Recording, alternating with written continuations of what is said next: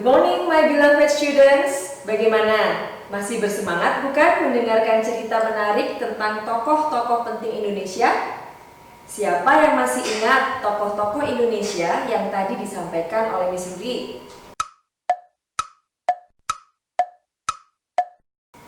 Bagus sekali, ternyata kalian masih ingat. Yes, you are correct. Tadi Miss Ruri membahas tentang Ki Hajar Dewantara, Douwes Dekker, dan Dr. Cipto Mangunkusumo. Mereka bertiga dikenal dengan sebutan Tiga Serangkai. Nah, sekarang mari kita lihat bersama video singkat tentang perjuangan Ki Hajar Dewantara dan kedua sahabatnya tersebut. Let's check it out.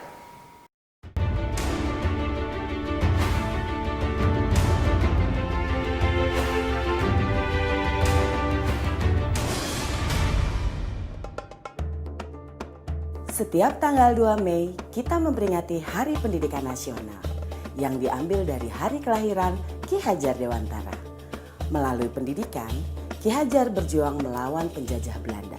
Seperti apa ceritanya? Ayo teman-teman, kita simak bersama. Ki Hajar Dewantara terlahir dengan nama Raden Mas Suwardi Suryaningrat pada tanggal 2 Mei 1889. Ia dibesarkan dalam lingkungan Keraton Pakualam di Yogyakarta.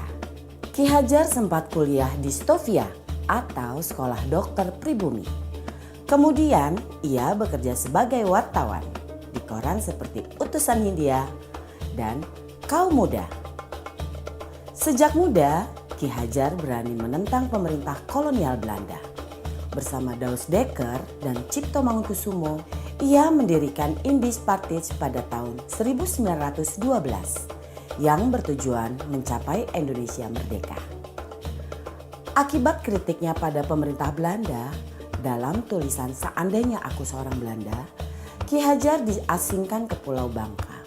Douwes Dekker dan Cipto Mangunkusumo membela sahabat mereka, sehingga akhirnya tiga serangkai ini diasingkan bersama-sama ke negeri Belanda.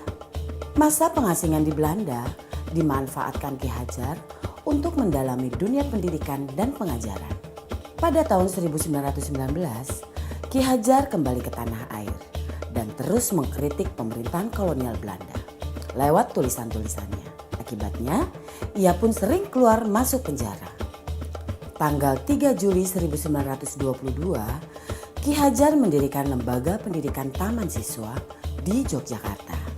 Sejak saat itu, Suwardi Suryaningrat memakai nama Ki Hajar Dewantara.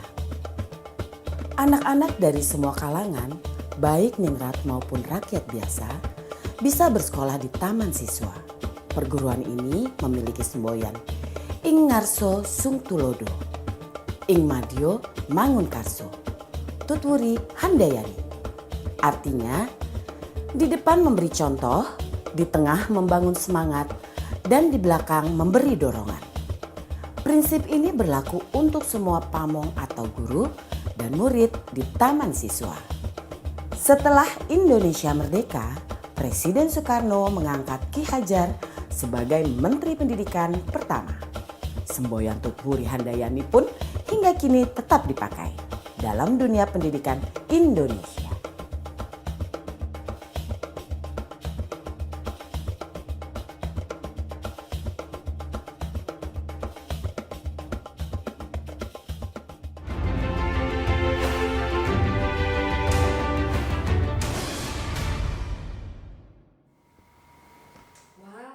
Hebat sekali ya perjuangan Ki Hajar Dewantara bagi negara kita tercinta ini. Sehingga sangatlah wajar jika beliau diberi sebutan Bapak Pendidikan Nasional. Dan setiap tanggal 2 Mei diperingati sebagai Hari Pendidikan Nasional bertepatan dengan tanggal lahir beliau.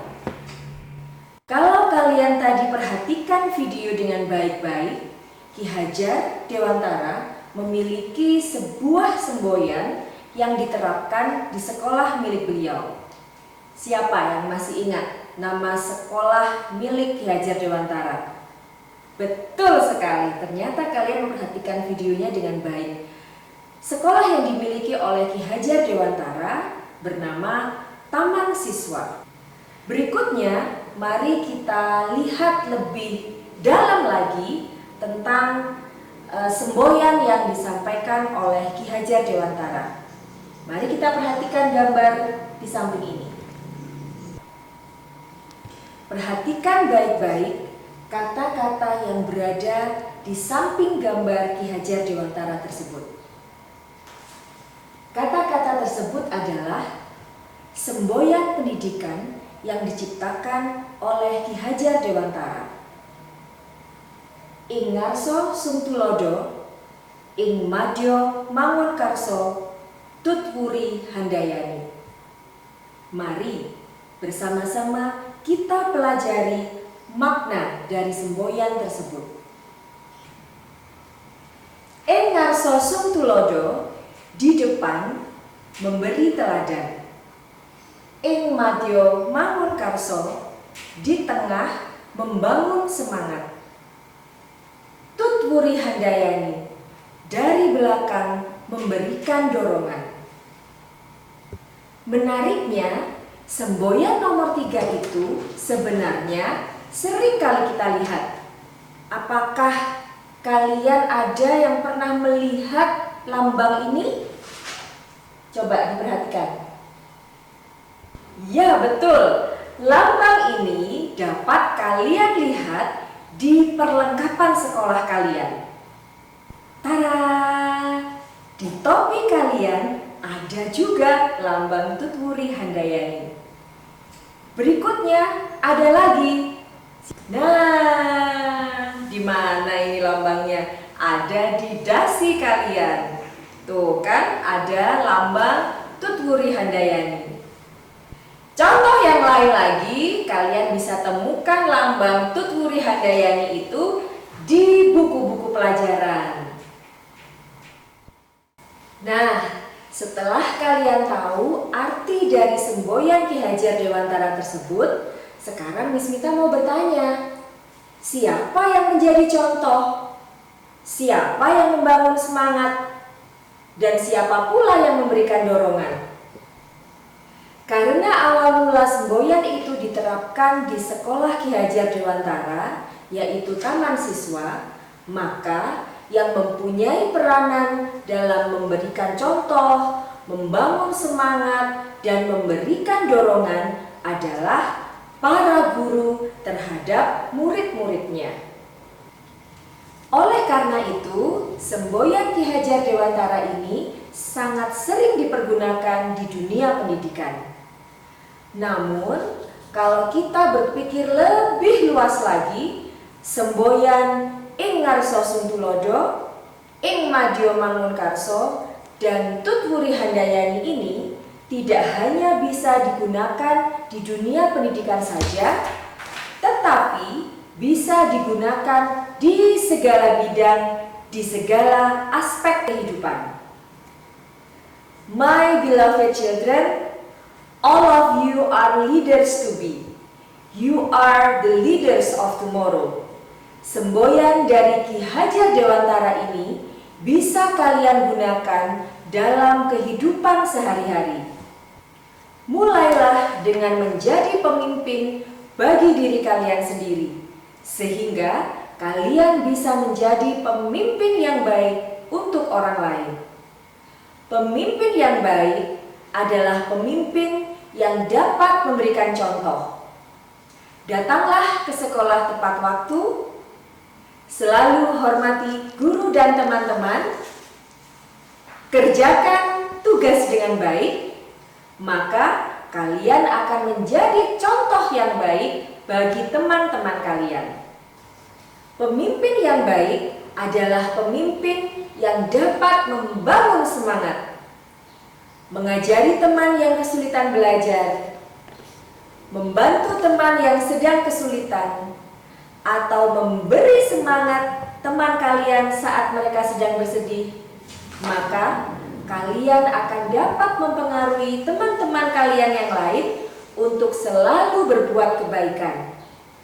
Pemimpin yang baik adalah pemimpin yang mampu memberikan dorongan atau motivasi. Memberikan kesempatan kepada teman untuk menjawab pertanyaan guru atau mendorong teman supaya lebih berani mengungkapkan pendapat, maka kalian dapat membantu menumbuhkan kepercayaan diri teman-teman kalian. How do you think? Is it easy to be a leader? Ya, sepertinya cukup mudah kan untuk menjadi seorang pemimpin?